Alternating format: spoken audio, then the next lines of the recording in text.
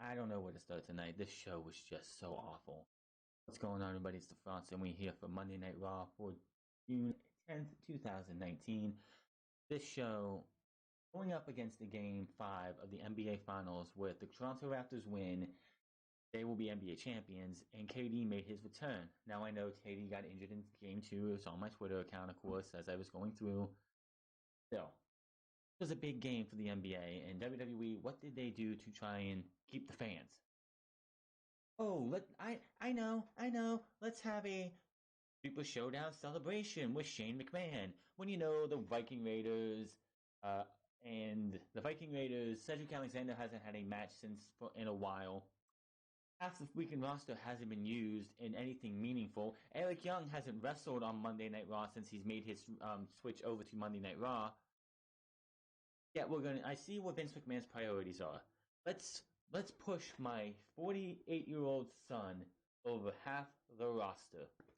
I gotta say though, Drew McIntyre in jeans, a white shirt, and a leather jacket look like somebody that you would not fuck with in a bar. He looked like an absolute badass in that scene, but still, not. Other than that, nothing positive there. The Revival are your tag team champions again in a triple threat match with the former champions Hawkins and Ryder and the Usos, and not much else really. We had Seth Rollins face Kevin Owens due to the wildcard rule. For once, since the wildcard rule started, no Roman Reigns. I know. Canceled SmackDown's house show this week on Monday again. They canceled SmackDown's house show. Why? The wildcard rule. But you had your bigger name, the guy that you want to have as your the big guy for you in Roman Reigns, not on Monday Night Raw. So unless he was having another obligation, why didn't you have that SmackDown house show? This makes no sense to me. Anyway, this show had Alexa Bliss and Lacey Evans versus Bayley and Becky Lynch, which again is WWE doing what they always do. We have a pay-per-view coming up. We have two champions and we have two challengers. Let's do the most uncreative thing and the thing we do every single time. Let's put the champions versus the challengers in a tag team match. It happens. Even if they had singles titles right now, you would have Seth Rollins and Becky Lynch versus Lacey Evans and Baron Corbin, if that's where we were going with this. I guarantee you, if we had that scenario, that would be what we would see. A mixed tag team match with the women's and men's champion versus the challengers. Boring.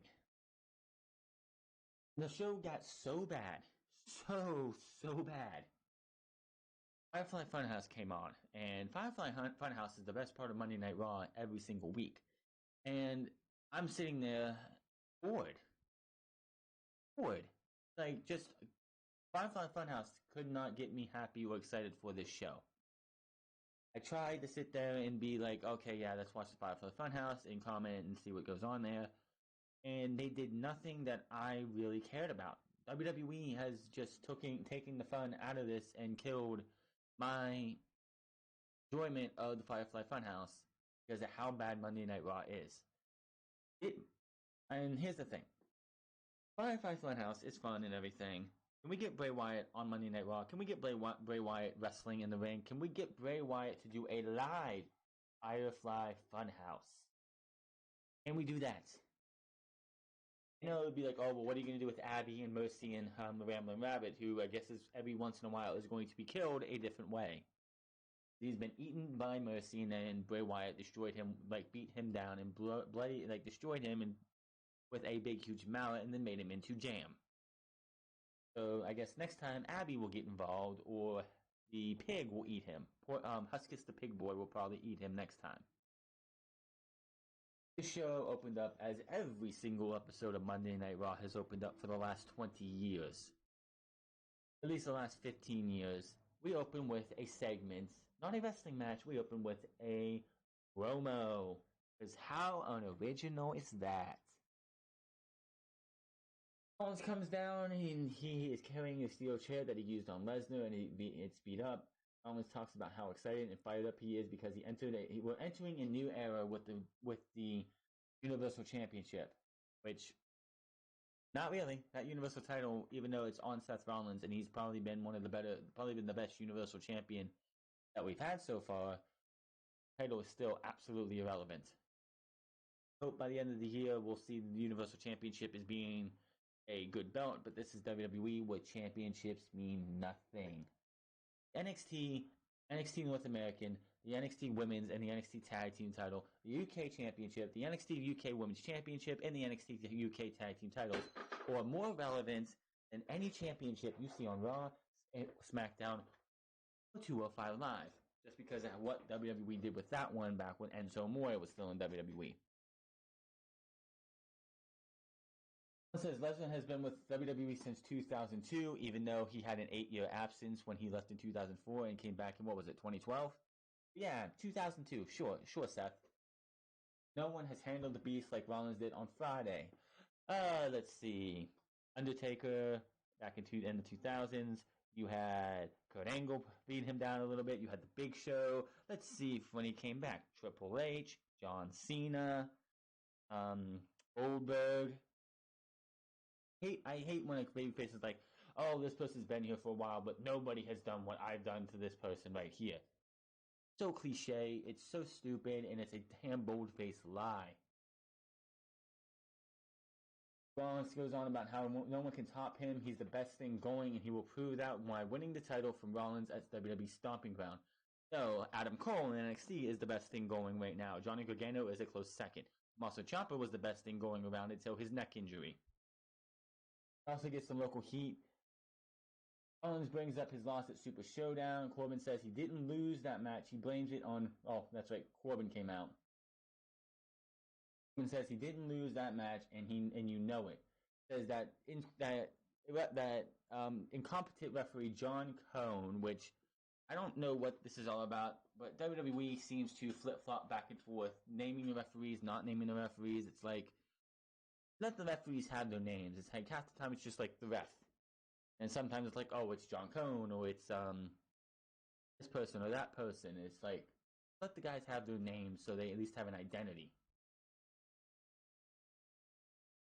Corbin says he didn't lose that match. He blames the referee. Corbin says he learned some things as Raw general manager and says he's been putting those lessons to good use. He's been in meetings all day, and 2 things came out of that. Cone will be severely punished. I doubt it. It's just storyline. And Corbin will get his rematch at Stomping Grounds. You really had to go to a meeting for that, Corbin, because I didn't watch Stomping Grounds. I didn't watch Super Showdown, but on Twitter there was a graphic that came up with the 2 women's matches. There was a graphic that came up: Seth Rollins versus Baron Corbin. So you had to go to meetings to get a match that was announced on Friday. Sure. There will be a special guest referee. Corbin says he gets to pick the referee. Rollins says Corbin can pick whoever he wants, but it won't matter because Rollins will stomp his head in and retain the title. Rollins is curious about who the special referee might be. He is then interrupted. He says, I don't know who you're going to pick as a referee when you don't have any friends and nobody likes you. Even his own dog. Out comes Sami Zayn to some booze. Zayn says he can't believe he's about to say this, but he's on Team Corbin for this. Says he's known Rollins for a long time, and he agrees that that being champion is not good for Rollins. Sami talks about the repetitive cycle of toxic masculinity that Rollins has been caught up in with Brock Lesnar. Says it would be for Rollins better. It'd be better for Rollins and better for Raw and better for each fan if Corbin was champion. Rollins threatens Sami, but out comes Kevin Owens because he did say, "What are you gonna do if I come up there and just knock your head off your head right now?" Out came Kevin Owens. Another wild card rule, yay! Owens agrees with Sami Zayn about Rollins not being champion. He says he's trying to talk some more, but Rollins says, you 3 are melting his brain, and challenges Owens to come to the ring and do something about it. Owens says since he's here for the wild card rule, whatever that means. I mean, WWE doesn't even know what that means half the time. The wild card rule is just trash. Maybe he will take Rollins up on that offer and do something about it. Rollins says Owens is on for tonight's main event. Rollins' music hits. He walks up the ramp past the three heels on stage because he's holding a chair. They just let him pass, and that was that. The common triple threat match for the Raw Tag Team titles. Also, Mojo on Miz TV and Michael Cole's sit-down interview with Lacey Evans and Becky Lynch. AKA, he sits at the commentary desk and they do a side-by-side picture of these two women in the back. Let's cut backstage to Lars Sullivan warming up, doing jumps, like he's doing jumps, stretching left and right, and I'm like, why the fuck are they doing that? The music hits, out comes Lars Sullivan, and we go to commercial break. Lars Sullivan didn't even get to the ring. WWE doing everything to be like, yeah, remember that cool entrance that Lars Sullivan had, where the lights go out, and you just see, he's in the ring, you have a spotlight on him, and all you see is the silhouette of Lars Sullivan. That entrance is gone. We won't know because he had his entrance off screen. Out comes the Lucha House Party when we come back from break, and I have to ask this. They talked about how this match ended in a DQ at Super Showdown. All three little guys beating this guy up. Why didn't you do the match you got tonight at Super Showdown? Why didn't Lince Dorado, Grand Metalik, and Kalisto just get destroyed by this guy on Friday? Why did he have to come here tonight in a 3-on-1 handicap elimination match and just do what he should have did on that night? He did it again, but no, let's do this. Let's have it now. Let's see. Kalisto ends up get put down with a freak accident. First elimination, Dorado enters the ring, goes in with Lars. Lars blocks and easily destroys Dorado. Running powerbomb for a pin. Lee comes in and Lars just destroys him. Dorado and Kalisto, another freak accident, diving headbutt off the top rope. 1, 2, 3. Lars Sullivan wins. Crowd could give 0 fucks. Lars Sullivan is destroyed. Lars Sullivan is not even going to be given a fuck about by anybody. This sucks for Lars. Hope that things will get better for him. Hopefully he can move on past the Lucha House Party to somebody else and we can get some meaningful action for this guy. This was a waste of time. The match, Lars stands tall, yells at his music. He's like, who's the man? Not you. See Carmella and R-Truth backstage hiding, running around. A group of superstars suddenly chase them, but no referee. Truth and a bunch of stars get on an elevator. A referee appears, but he doesn't make it into the elevator along with a bunch of superstars. The elevator, quote unquote, breaks down, is now stuck. The security camera inside the elevator shows Truth, Carmella, Drake Maverick, EC3 still holding his solo cup from 2 weeks ago. What is that? It's like, seriously, has that thing been like surgically stuck to his hand, because he has been holding that solo cup since the block party but for the Usos 2 weeks ago. Heath Slater and Cedric Alexander.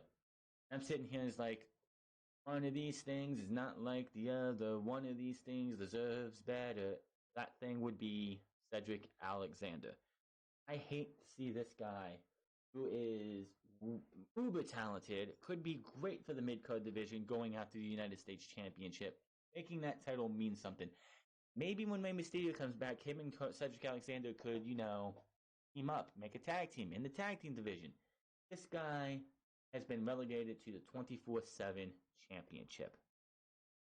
Oh, so bad for him. I know he tweeted a couple days ago, I miss 205 Live. So you do, because they actually knew how to use you. Damn shame what's happened to him. No referee in there, so Truth says that this is what they get for chasing him. And so there's at least three segments where they're stuck in this elevator. And in the final segment, get out, everyone starts beating up on R-Truth, people trying to pin him. Carmella finally yanks him back into the elevator, and it's R-Truth and Carmella escape for the night. Keep this off TV. You can have these segments pre-recorded and put on YouTube or on Twitter or on Instagram. We don't need to see them. Give me a break. I don't want to see this anymore. Not good for the TV product. I don't want to see R-Truth running around, fighting off people. I like back when I went back a couple years ago when I was watching Raw from episode 1 all the way to 2003. Those were the years I missed. Yes, I missed the first 10 years of Monday Night Raw because of age and WCW. Anyway, but when it got to the Attitude Era and you had Crash Holly win the Hardcore Championship, I skipped every single segment that I could for that because I could not stand that 24/7 rule. I fucking hated everything of that. I fucking hated it. I didn't see it, and it's like, oh, but you didn't see it back then. It was funny back then. Bullshit. I would have sat there and be like, oh, this is trash. This is garbage. Can I get something better? This is a waste of time. Didn't work back then. It's not working now. Keep this shit on YouTube. It has no place on the main shows. It doesn't help the ratings. It doesn't help anyone's career get advanced. This shit needs to stop. I still, I still want to see the list of ideas that USA Network has come up with for Monday Night Raw and SmackDown Live's ratings because this shit does not get any better. Yes, for 2 weeks in a row, they tried that gritty black and red color scheme, and they dropped it last week, and it continued to be dropped this week. So the Attitude Era stuff that they were trying to do and be dirty, like and more unpredictable for Monday, they want Third Hour to be more unpredictable. Not gonna happen. The whole they're trying to bring back elements of the Attitude Era. No, the Attitude Era has never left WWE because they won't let it leave. The good stuff that made the Attitude Era great are the only things that left. The only thing that stuck around is everything that sucked. Everything that was terrible. And then they brought back the 24/7 shit, which makes it even worse. Look at Monday Night Raw and from 2001 when the Attitude Era ended to now, and you could see that the Attitude Era has never left this company. Just the good shit. The established stars, the great action, the great stories that they put out there because there were some great stories in the Attitude Era. I'm not gonna lie, but all the stuff that was great about the Attitude Era left in 2002. It started to decline. Stephanie McMahon took over head of creative in 2001. Was it 2000? That's when the decline started. And I know she's not in charge now, but not gotten any better, and it won't. WWE wants to bring back the good elements of the Attitude Era. It's not gonna work. It's not gonna work. Lacey Evans backstage getting ready, and we also see Becky with her boyfriend, as they mentioned, Seth Rollins. We go to commercial break. Back from break, and Michael Cole interviews Lacey Evans and Women's Champion Becky Lynch. The screen is split 3 ways with the superstars in the backstage area. They discuss the Stomping Grounds match while Lacey Evans sips her tea. Lynch taunts Evans for tapping out recently and says Becky says she won't let someone like Lacey defeat her. Lacey says she's fought to get where she's at, and nothing can stop her until she gets that title. Really, Lacey, what have you done since Money in the Bank? Nothing. You haven't won matches. You haven't done anything. So what'd you do? Who did you sleep with backstage to get this match? I want to know. I really want to know. Who the hell did you sleep with to get this opportunity? Because you haven't done shit on TV to be even warranted this match. They go on, and Evans knocks Becky's gimmick of being the man, says she's not buying it. Evans says Becky is scared and she can smell it.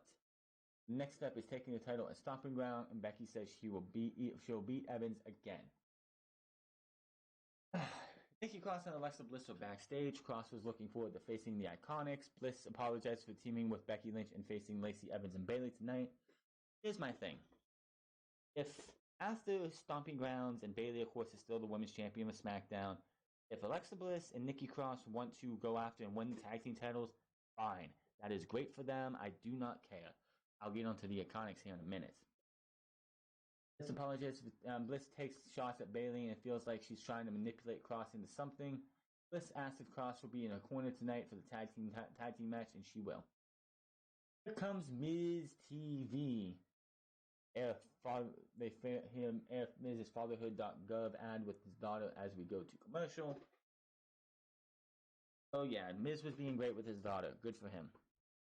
Back from break, and we see stills and videos from Super Showdown, which they did acknowledge it from Saudi Arabia. I guess they're not allowed to say Saudi Arabia on the build up to the show. After the show's over, I guess saying Saudi Arabia is fair game. Go to the ring, and out comes Miz for another quote unquote must see episode of Miz TV. He gives praise to his guests before bringing out.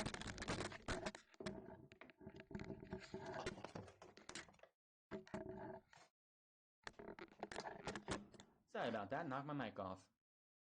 For bringing out Joe. Joe takes the mic and says, before we get started, Miz, you're pushing the wrong narrative out here because he's not the new United States champion. Joe goes on about he never lost the title to Ray.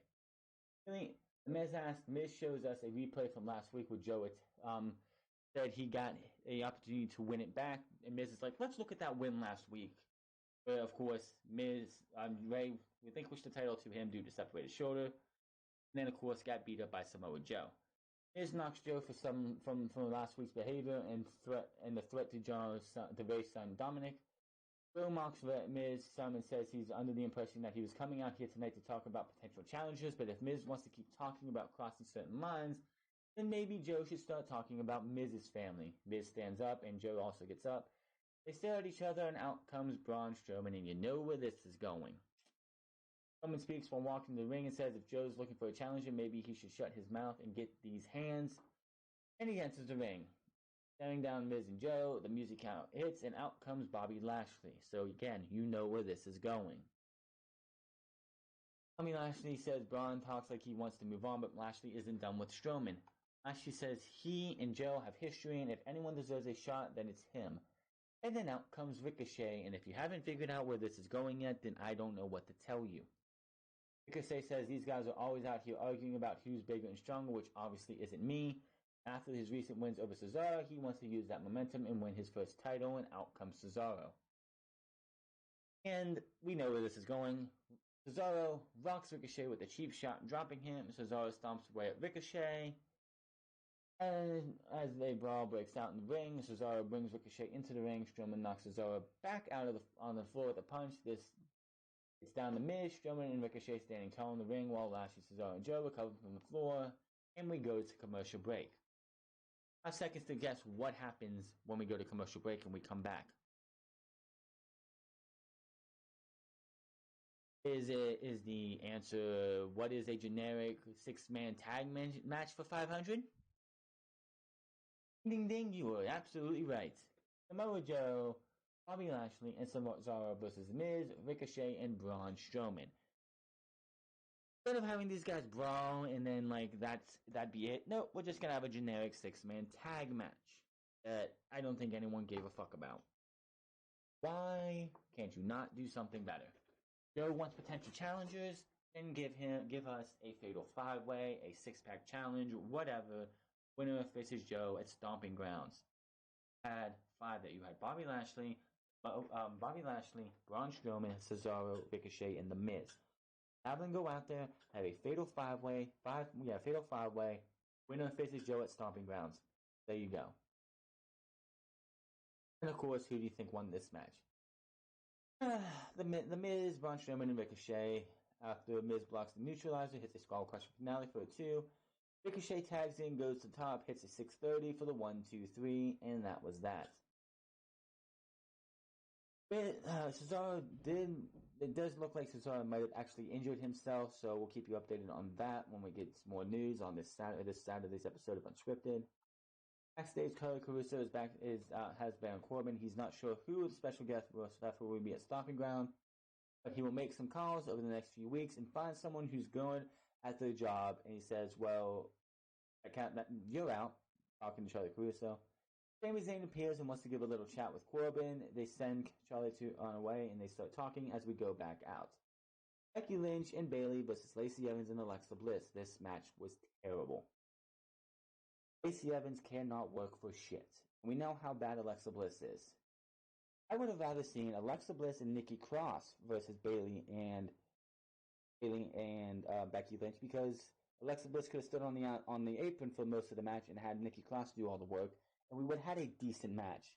Lacey Evans cannot work. Lacey Evans is fucking terrible. And the fact that she's still giving these opportunities after opportunity after opportunity when others out there, like, I know Ruby Riot's out with injury. I know Sasha Banks off being what Sasha Banks or being Mercedes. Um, Sarah Logan. I know she's not one of the best out there, but where is Sarah Logan? Where has she been? Look at the Riot Squad for what? And you have her doing what? Nothing. Where's Natalia? I know she's a Raw superstar still. Where's she at? Where is all the other women of Monday Night Raw? It's been Lacey and Nikki and Alexa Bliss. Where's somebody else? I would have rather had Alexa Bliss versus Becky Lynch. Give me Bayley versus Ember Moon. Give me Bayley versus Liv Morgan. Give me Bayley versus Ember Moon, Andy Rose or Sonya Deville. Give me somebody else. No. Both women's titles are being defended against Raw superstars. Why? I don't know. Match ends, and you knew Lacey Evans and Alexa Bliss had to win this match. Champions always have to lose unless they're facing jobbers. Let's see here. Between Evans and Becky Nikki Cross appears at ringside in between Evans and Becky and accidentally runs into Becky. Evans takes advantage and drops Becky with a woman's right off the distraction. Bliss and Bayley tangle in the ring. Evans delivers a woman's right on the outside, dropping Bayley. Evans tags in, but no one sees it. I did. Anyone with actual good eyes could tell that she tagged Alexa Bliss on the foot while she was going up for Twisted Bliss. Goes Bliss for the Twisted Bliss, but Bayley gets her knees up.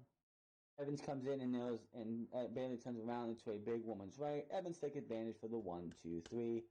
Lacey Evans and Becky Lynch and Alexa Bliss win in a very bad match. Lacey Evans versus Becky Lynch at Stomping Grounds is going to be fucking terrible. I know it. You know it. WWE should know it. After what they did at Money in the Bank and how bad Lacey Evans was there, do you really think this woman is going to do any better at Stomping Grounds a month later? She needs time. If they brought her up and they made her be the Meteoric Rise where she goes off and fights jobbers, they should have got the woman's right over as her finisher instead of having Becky Lynch get hit with it twice, getting hit with it multiple times leading up to Money in the Bank and not selling the damn thing. The woman's right is her finish. And the first time she actually does something other than walking back and up and down the thing was hit Becky Lynch with the woman's right, and it didn't phase Becky Lynch one fucking bit. She should have been facing jobbers, making jobbers look like just going through and making that woman's right feel so devastating.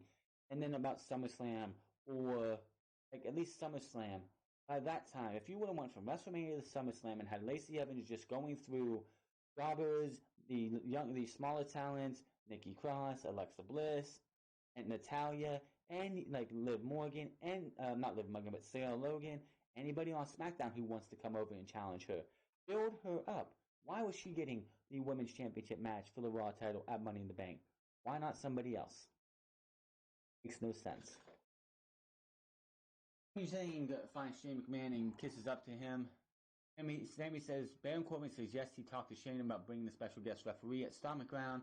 Sammy says maybe he should be the referee for tonight's main event between Kevin Owens and Seth Rollins as an audition for Stomping Grounds. And then this just got me Shane McMahon acting like his father moment. He suggests he should be a second referee tonight, a second set of eyes on the match to help call it down the middle. Shane says he has a better idea, and this is from the Vince McMahon playbook. He repeats exactly what Sammy said. Maybe I have a better idea. You should be the second referee on the outside to give this match better eyes, and like it was his idea. He did just what his father would do a lot in the Attitude Era and the Ruthless Aggression Era. Someone pitched an idea to him on TV, and he's like, you know what? I'll say the same exact thing as you, and you're gonna agree with me and pass it off as it's mine. Not funny. Not funny, not clever, just stupid. And he says it's genius, and we go to commercial. Paul Heyman is waiting in the ring. We come back to a commercial break. And it's not like he's waiting in the ring with the lights on. The lights were like dim, like someone forgot that the lights needed to be on before Paul Heyman was seen. Introduced himself and said he is disturbed by the level of hostility between his client and Seth Rollins. Heyman talks about how last week, against his better judgment, Lesnar didn't cash in his title shot, but took the position that he could beat Rollins on any other day, and how Rollins stood in the ring earlier tonight to brag about the many steel chair shots he delivered to Lesnar on Friday. By the way, Brock Lesnar still looks like a fucking idiot. He looks like a bum. You have the WWE Universal Championship in your sights. You have the Money in the Bank briefcase. All you have to do is cash in at your discretion. You beat this guy down so goddamn badly last week. You could have been Universal Champion walking in the Super Showdown, but everyone knows nobody wants to see Baron Corbin versus Brock Lesnar.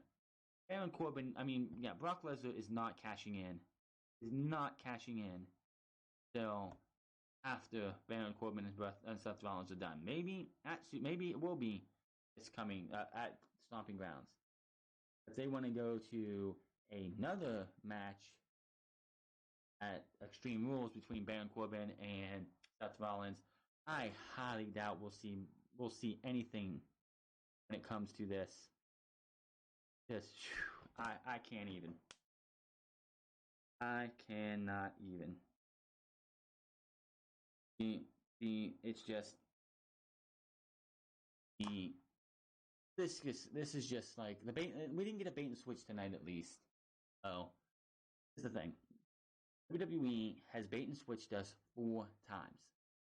4 times. It's just like 4 times. How many times can they think they can bait and switch the fans before the fans go, yeah, he's not going to cash in. No, he's not going to cash in. And then when he cashes in and he fails, or he fails or succeeds, then it's not as big as it should have been. Bait and switching. If you want to bait and switch us 4 times, fine. If it's like the night after Money in the Bank, night after SummerSlam, the night after Survivor Series, the night after Royal Rumble, and then he cashes in at WrestleMania, that's fine. But 4 times, 3 weeks in a row, once, 3 weeks in a row on Monday, and then let's pass Friday. It's too much. He goes on and says Rollins isn't a worthy champion. He's a thug and a stupid thug at that. Because he's giving Lesnar that by giving Lesnar that beating, Rollins has now guaranteed Lesnar continues to be Mr. Money in the Bank 2019. Because before they were willing to say when Lesnar was cashing in, but now that's not happening. In the future, Heyman says there will be no more Mr. Nice Jew and no more Mr. Nice Beast. Heyman says now they won't be telling when the cash-in will happen. Heyman teases it might be tonight or at any upcoming live event or even at Stomping Grounds as a special referee for the match with Baron Corbin. Heyman goes on and guarantees that Lesnar will slay Rollins when the time comes. He also mentioned about how when Rollins is at his weakest, Brock Lesnar will strike. And I'm like, wait a minute. You had Seth Rollins at his weakest last week on Monday Night Raw, and you didn't cash in. I don't think you're ever going to see Seth Rollins any weaker than he was last Monday when you had him beaten from pillar to post on Monday Night Raw. Makes him look even worse. We already talked about the superstars being trapped. The EC3 is Drake's best man at his wedding. Who cares? This confuses Drake with Hornswoggle, so there's your laugh. Then comes... this was deplorable, and this just shows how much of a joke these tag team titles are. Out comes the Idiotics, and they talk about things, they brag about being the longest reigning defending women's tag team champions. They talk about winning competition and as fighting champions, and we see that they had 2 local enhancement talents. When was the last time the Raw tag team champions or the SmackDown Live tag team champions wrestled jobbers when they were champions? When was the last time the WWE champion or the Universal champion or the Intercontinental champion or the Intercontinental US women's champion or the women's Raw and SmackDown women's champions have ever wrestled somebody in the jobber ranks while they were champion? Doesn't happen. By the way, the last time the Iconics or the Idiotics won a match was Tuesday after WrestleMania against enhancement talent. Ever since then, they have lost every single match they are in. Here we are again. Lisa Lace and Aaliyah Mia destroyed in 2 minutes by the Idiotics. And they celebrate as if they won they won the main event of WrestleMania. Like they won the World Heavyweight Championship. Give me a fucking break. Pathetic. These titles are a fucking joke. You're the reigning defending tag team champions, but you've only had one title defense? One on TV. The night, Tuesday after WrestleMania, when you fought those two enhancement talents. Give me a fucking break. You are fucking terrible. You are pathetic. Those tag team titles are pathetic. It's the one thing in Bayley and Sasha Banks' career that I think was the dumbest thing they could have ever fucking done. They willed those titles into existence, and Vince McMahon is using them as a fucking joke. Get those titles and retire them immediately. They are worthless, they are pathetic, and they don't deserve to be on TV. The 24/7 championship, and this is saying something, the 24/7 championship is more prestigious than the women's tag team titles, and that's saying a lot. Those titles out of here. They're not worth it. We have a celebration for Shane McMahon.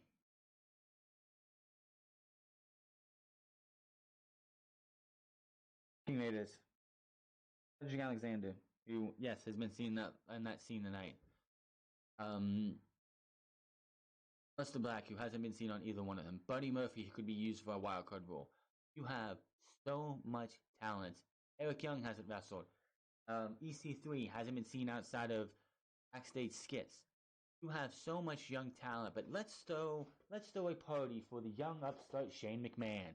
Let's set our priorities to Shane McMahon and Roman Reigns. Give me a fucking break. This pretty much just checked everybody out. This time, the Raptors and the Warriors had just started playing, and I believe KD was still in the game at this time. Oh, and by the way, Square Enix's E3 presentation was going on at this time. They were using the Avengers game that they're going to be bringing out next year. They started off with Final Fantasy VII Remake, and they talked about Final Fantasy VIII Remaster, which everybody wants. You give me Shane McMahon Celebration Night. You had one of these on SmackDown 2 weeks, or last week, wasn't it? Was it last week or 2 weeks ago? You're doing it again. It worked so well last time. Vince McMahon sits back there and he's like, oh, this is just good shit. Everyone's gonna fucking love this shit. This is terrible fucking hot garbage.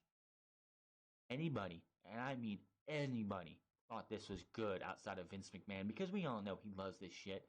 Vince McMahon thinks his shit doesn't stink. He goes to the bathroom, takes a shit, and doesn't think it stinks worth shit. You kidding me? It was pathetic. I have time for this. You have over 58 wrestlers haven't had a match on WWE television in 3 to 4 weeks since this wildcard rule started. Yet you have time for Shane McMahon celebrating a shitty match at a shitty pay-per-view that nobody gave a fuck about. Nice to see where your priorities are, Vince. Everyone wonders why this company's going downhill. This is why.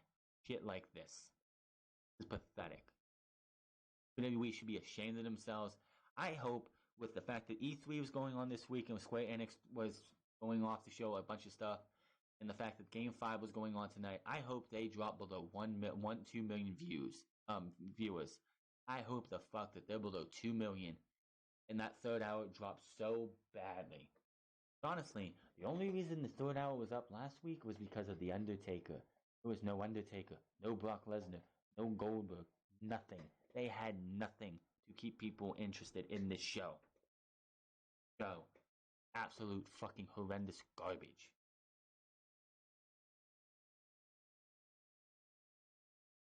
He takes the mic and praises Roman Reigns and calling him a future Hall of Famer and going over some of his accomplishments. Shane goes on and brings up his win over Roman at Super Showdown. Shane says Reigns' best just wasn't enough. Shane talks about how Drew helped him get ready for the match with Reigns, watched some of Reigns' matches, and helped him study. Fans chanting, boring! Yeah. Shane tells them to get used to it because this is his. He's got all night. Shane says the words of encouragement from Drew are why he was able to beat Reigns. Shane says that the Super Showdown and there's no telling that what will happen at Stomping Grounds. Drew mocks the people of San Jose, says they have no respect, but he won't let them ruin this celebration. Drew also gives Roman some props and says at Stomping Grounds he won't just beat Roman, he will destroy and humiliate him. Drew says Shane is the best in the world, but Drew is the most dangerous. Drew says he owes Reigns and he will physically assault him until he is no longer recognizable at Stomping Ground. Please. Then he will beat Reigns 1, 2, 3. Shane says Drew is the most intense, but that's why he loves him. Shane says it's time to relax some and celebrate. Starts popping bottles. They fill up the World Cup trophy with champagne and toast each other as fans boo. Shane says the party will continue, but the show must go on. He brings out who could join their group as the new Raw Tag Team Champions, The Revival. Go for champagne, but Shane says they can't because they have a match next. Shane says that they may be invited to a party later, but only if they bring a little bit of gold. Shane needs the kids, and we go to commercial break. And it is the Usos, The Revival, and the team of Kurt Hawkins and Zack Ryder. I already told you at the beginning of the show who won this match. Well, they put this was a good match, but by this time I'm just sitting here going, "Oh, this show sucks."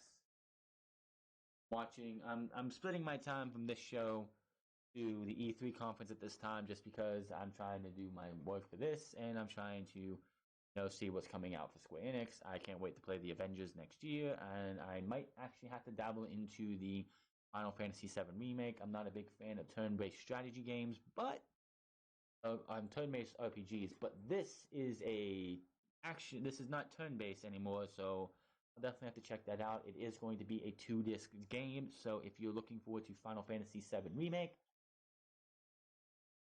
it's March 3rd, I believe, 2020, so there you go. Match was, again, good. Going back and forth as Jay delivers super kicks to multiple opponents. He was obviously having his own super kick party. Jay drops Ryder and goes to the top. Dawson tags in as Jay flies off the top rope onto Ryder. Dawson takes advantage and covers Ryder for the 1, 2, 3. Jay did try to come back in and stop the pin, but Nash holds Jay on the floor, stopping him from going back in. After the match, the Revival takes the title and go up the ramp to celebrate as the music hits, and that was that. Now, Zack Ryder and Kurt Hawkins winning the titles the night before the pre-show of WrestleMania was fine. It gave that ended that whole losing streak thing that has been going on for like 2-3 years, which WWE really didn't build up as much. It's just like, oh, he has a 100-match losing streak. Months later, oh, he's at 150. A couple months later, oh, he's at 200. They really didn't stick to it as much as you think they should have. They erased it. They got a nice little feel-good moment in the home area. That's all fine. Now we have the titles back on a legit tag team, and I want this to be built from now until SummerSlam, into Hell in a Cell, into whatever, up until Survivor Series, where it's the Usos and the Revival in matches on the pay-per-views. I want to see these guys with 20 minutes a pay-per-view feuding for these tag team titles by hook or by crook. It doesn't matter. I want to see the Russos, the Revival, throw the Viking Raiders in there, throw the AOP in there if they're not on SmackDown Live. Give us these teams for the tag team titles. Hawkins and Ryder had their time. Good for them. But I want to see legit tag teams. Give these guys a chance to shine. Remember the Usos versus the New Day from 2 years ago? That rivalry was the rivalry of the year, with one of the matches of the year being that Hell in a Cell between those two teams. I would honestly want to see the Revival and the Usos inside Hell in a Cell this year. I think it would be awesome. The Usos backstage with Seth Rollins asking about Sami Zayn being at ringside for the night's main event. Rollins isn't worried about Sami Zayn or Kevin Owens or Baron Corbin at Stomping Grounds or Brock Lesnar's threat from Paul Heyman. Moving on here, back from break, and we go to commercial and back from break.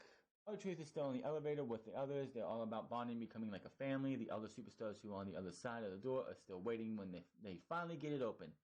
Cruz almost loses the title as Chaos folds, but he pulled back into the elevator thanks to Carmella, and that was that.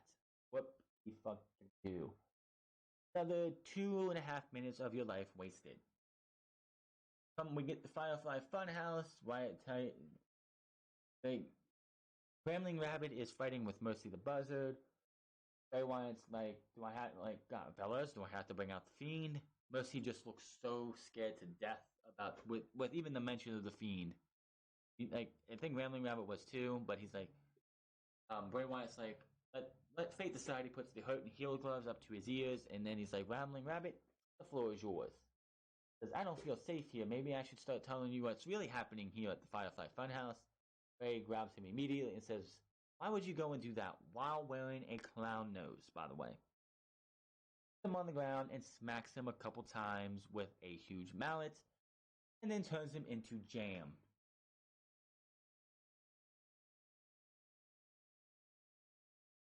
And this says, guys, all you have to do is let me in. Then we get to the main event. Seth Rollins versus Kevin Owens with Sami Zayn on the outside. This match ended in a DQ.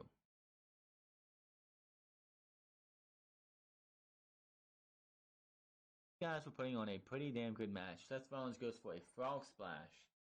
The end of it, Rollins goes up and out, and then Sami Zayn comes into the ring, stops him from doing a splash or whatever, and checks on Kevin Owens. And everything breaks down, and then eventually Sami is in the Rollins' face. Rollins grabs Sami by his collar, and Sami calls for the bell as the fans boo, and Kevin Owens wins by DQ. Owens is announced as the winner. Sami and Owens celebrate. Rollins knocks Sami and mounts him with some more punches. Baron runs in and attacks Rollins, unloading on him in the ring. Fans boo as Corbin brings a steel chair in the ring. Rollins slowly gets up as Corbin waits for the chair. Rollins counters and blocks it. Corbin retreats as Rollins swings away, hitting the top rope instead. Sami tries to come from behind, but Rollins nails him with the chair. Corbin watches from the ramp as fans chant one more time at Rollins. Rollins talks trash to Corbin from the ring, then turns and unloads on Sami with shot after shot after shot after shot, beating the living hell out of Sami Zayn. Because of the size difference, I think Sami Zayn got the worst of it compared to Brock Lesnar, whose body is bigger and more probably built for punishment. Sami Zayn got his ass beat.